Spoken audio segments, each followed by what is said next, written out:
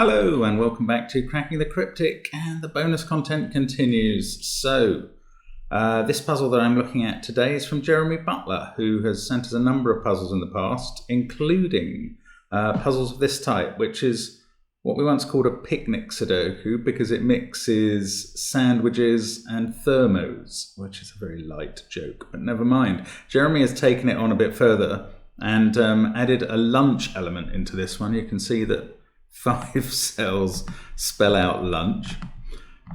What we've got basically is thermo Sudoku, so thermometers increase from the bulb to the end. The digits must go up as you go along the thermometer. This bulb, for instance, starts 4 different thermometers effectively. Then we have sandwich clues outside the grid, where the numbers represent the sum of the digits between the 1 and the 9 in that row or column. Although in this case, there are some coding. We have these cells which are L, U, N, C, and H respectively, and some of the sandwich clues refer to those letters. So an intriguing mix, and we'll see how this plays out. Do try it on the link below the video to have a go at the puzzle before watching my solve. But I'm going to have a go now, so let's get cracking. No very long thermometers in this one. So, but a 35 sandwich clue. Ooh, using the wrong mouse. There we go. So that is going to have to be the numbers 1 and 9 on the edges. And a 0 clue in the final column. So the one on, okay, so let's colour, this is what we often do with sandwich Sudoku, is colour the cells that cannot be 1 or 9. So I'm going to colour them green, which will give us a nice grassy field for our picnic. I must say I'm intrigued by how every kind of picnic Sudoku we've been sent involves the shape of an ant, like this one. I mean, I know ants can get into a picnic, but it seems the rest of the world entirely associates picnics with ants. But that's just an amusing picture. Now, where can we go next? These clues are a bit unhelpful at the moment. H divided by 2, U times 2. I suppose these 2 0 clues prove that these numbers cannot be 1 or 9 because they would need a 1 or 9 right next to them, and these ones can't be because they're green already. Oh yeah, look at this central box. Yes, something we can do in a picnic Sudoku is to colour all the digits that are on thermometers but not on one end or the other as green, because they cannot possibly be 1 or 9. If 1's on a thermometer, it has to be on the bulb. If 9's on a thermometer, it has to be on the end. And now that is interesting. And look, we can colour this cell green actually for 2 different reasons. One is because this 22 clue needs at least 4 digits sandwiched in it, and the other because this run of 3 couldn't possibly contain a 1 and a 9, because the 9 could never be on a sandwich cell other than the end. So what that leaves us with is 2 white cells in the center, so we can place 1 and 9 in the central box straight away. Effectively, that's where they must be. Let's do some more greens. Now, C is a single digit because it's this digit here. So 1 and 9 are either there and there or there and there. I mean, it's got to be the same for H divided by 2. But I don't know which way round they go yet. H, though, has to be even if H divided by 2 is a sandwich clue. So it's got to be 4 or 6. Can't be 2, because if 2 was on the thermometer, it would have to be here. It can't be 8, because that would put 9 here, and that's a green cell, so that's not possible. So H is 4 or 6. H divided by 2, therefore, either here or here, is 2 or 3. But that's not all that helpful. Now, what else can we do? Look at this 15 clue in row 5. Yeah, that's interesting. If 15 was done in 2 cells in a sandwich Sudoku, it would be 7 and 8. So if that was 7 and 8, this would be 9. But that would leave no possible cell here. It would have to be on the thermometer and therefore higher than 8, but 9 would be here. So that is not where the sandwich goes. It must go this way. Actually, the same principle applies with these two cells. It can't be 7, 8 with a 9 here, because there'd be nothing for that cell. So that's part of the sandwich. In fact, we can now place 9 here. And in column 1, where we don't get a sandwich clue, even though we don't, we can green a lot of it out, because we now know where the 1 and 9 are. Still don't know which side of the 9 that 0 is going. Now, what else? But this 0 clue, that can't be a 1 or 9.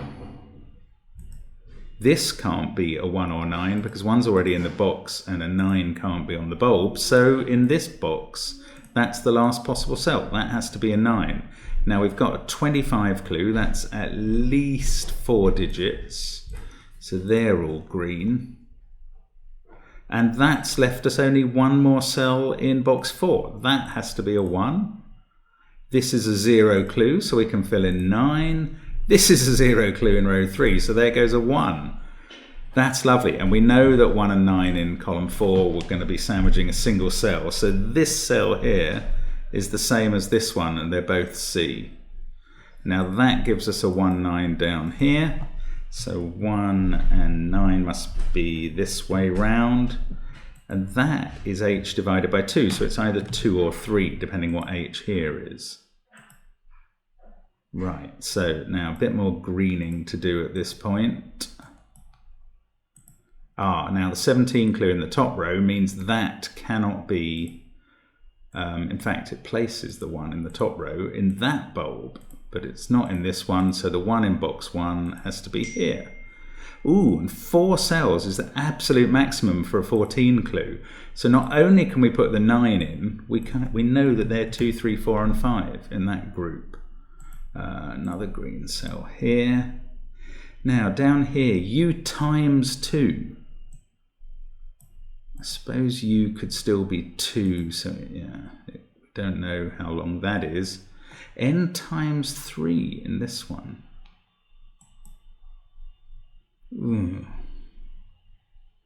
Don't think I can be sure.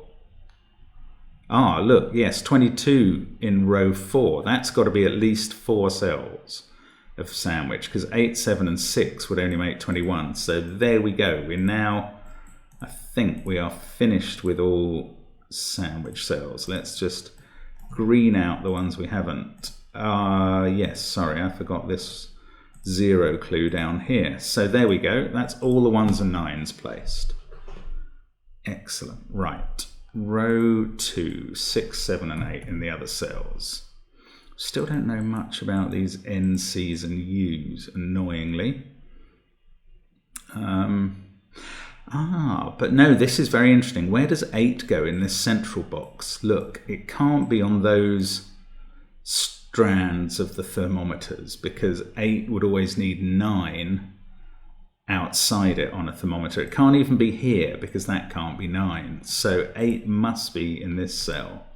What about 7s? It could be here or here, but it actually can't be in any of these. Sorry, these 3, because they all have 2 cells outside and we've used up all the 9s. So 7 is in one of those 2. That means that it has an 8 outside it in one of those cells. And 8 here means U times 2 is 16. So this is 8. It could be 862 or 853. The central one can't be 8. I'll try and remember that. Right, now what else have we got? 8s and 7s. That couldn't be 6. Oh, that could be. That couldn't be. They could. It's not that helpful. Look at this 2, 3, 4, 5 combination up here. In fact, these can't be 2, because they both have a number smaller than them on the thermometer, and it can't be 1. So this cell is 2 or 3. I'm not going to put 4 because they can't both be 5 above it. But that's given us a 2, 3, 4, 5 thermo here. 2, 3, 4, 5 quadruple in box 2. And look at the position of those 7s. That's forcing this L to be a 7. We've got 6 and 8 in the other 2 cells in box 2. But now L is 7. So this L minus 2 is 5, and that gives us C. Where's C? Up here, so that's 5.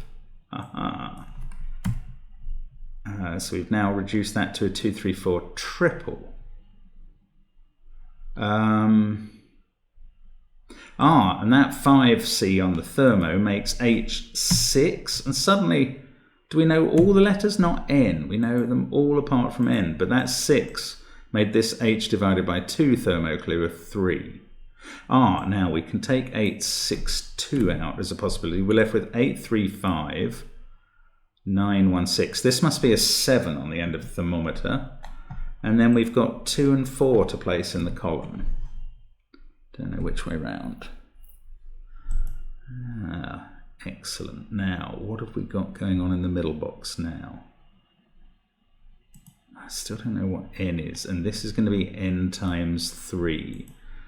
Can't be 2 N, because that's already too many then. But I guess it could be 3, 4, or 5. Yeah, that could be 8, 7. Okay. Can't be higher than that. Let's just keep going out to the end of the thermometer. 4, 5, 6 there, 5, 6, 7 there. 8 is stopping it being any higher than that. How about this thermometer? It's not that helpful actually. 6, 7. Okay, where are we going to go next? A 22 sum across here. No, I can't see. 8 plus 3 would be 11. You could have 4, 7, or... well, only that actually. Is it only that? Yeah, 8, 4, 7, 3. Because it can't be 5, 6 because of that 5. And if that was a 5, that's 13. You'd need another 9. No, it could be 2, 7 or 3, 6 actually. Oh look, that 3 is seeing that cell. Sorry, I didn't spot that. Gives us a 2, 3 pair in box 2. That 4 and 5 can come out of there. Another 2, 3 pair in row 2. 7, 2, 3, 1, 9. This could be 4 or 6 here. And these are from 4, 5, 6, 8. But we don't know which way round. Sorry, we don't know exactly which of those 4 digits those 3 are. 5. This can't be 5 anymore. So now N is 3 or 4. So this sum is 9 or 12. If it was 12, that would be 4 or 5. If it was 9, that would be 3 or 2. They both do look possible still. This central box, one of these two is a 3. Don't know which one.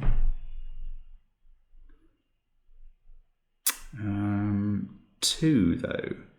2 in this column. In fact this is now a pair, a 2, 7 pair. So whichever is the 7 has the 8 on the end. What's that doing for this 22 sum? 8. That could be a 7 if this was 4 and 3. Could it be a 2? No. 8 and 2 is 10. We'd need 12 more from those. The maximum is 11. Brilliant. So this is all resolved now. This is a 7 here with 4 and 3 either side of it. That makes this a 2. The 7 on the thermo makes that an 8. So we can put 5 in there. Now, that 4 has made N a 3. We know the last letter. This adds up to 9. So we can figure 8 there and 4, 5 here. It's given us a 2-3 pair. Oh, look, that 8 has fixed the 6-8 pair in box 2. So we've not got 9, 1, 2, 3, 6, 8. 4, 7, 5 in the rest of the row. Now, are there other sums? Look, there's a 15 sum here I haven't used. So 3, we need 12 more. I can take the 6 out, but I don't know whether that's 7 or 8. Here, that can't be 7. That would have been another way of taking the 6 out. Oh, look, 25. Oh my God, 25 always has, if there's 3 outies, they're 2, 3, 5. This one can't be 3 and it can't be 2 because it's on the end of the thermo. Should have spotted that ages ago. And that's fixed this as a 6. This also can't be a 5. This must be 4, 7 or 8. That's a 4 actually because of that 5. Crikey, I've been missing a lot of stuff here. Sorry if you've been yelling at the screen for me to see the things that you're seeing. I generally do see them, but not at the same time. Now that 6 on the thermo is brilliantly useful. 7 and 8 go in there. I say brilliantly useful. I was expecting that was going to clean up a lot of stuff, and I can't see that it did. 3, 5, 1. Let's just go nice and steady here and make sure we get this right. I don't want to have an error suddenly creep in. These, that 4 has decided these 3. Yes, they are a 6, 5, 8 triple. So that puts 7, 4, 2 in column 4 here. This must be 2 or 4. That gives us a 2, 4 pair in the box. 3, 5 and 8 still to go in. That gives us a 3, 5, 8 triple in the row, which puts a 2 or 4 there. Still can't decide on that 2 and 4. We've got a 2, 3 pair up here. So the only place for 8 in row 2 now is not there because there's an 8 in its box. It's there. That 6, 7 pair removes a 7 from there. 8, 8. One of these is 8, but we kind of knew that anyway. 4. This isn't a 4 anymore. Actually, that makes this a 4. Yeah. Only place for 4 in column 2. Only place for 7 in box 1 is now here. 5 there. We've got a strange little 2, 3, 4 triple in box 3. That's giving us a 2, 3, 4 triple in row 1. Okay, yeah, so we've got 5 and 6 to go in here. Sorry, I thought something had gone wrong for a moment there. Now 5 there puts a 5 here. We've got a 2, 3 pair. These are from 4, 7 and 8. This must be a 2 to complete the row. That's not 2. Oh, that didn't decide the triple. This isn't 5 though. I just keep thinking this is going to give up and just become easy, and it never quite does it. Right, this is now some sort of naked 6. 9, 1, 4, 7, 8 in the column, 5 in the box, and a 2, 3 pair looking at it. So it's 6. Right, so that maybe gets us on the path home. That's part of a 2, 3, 4 triple in both column and box. Which means this can't be 3, which isn't helpful at all. Wow, how am I not finished at this point? This is sad. I'm clearly missing something very glaring and golden here. Sorry, I know you can see it and I can't.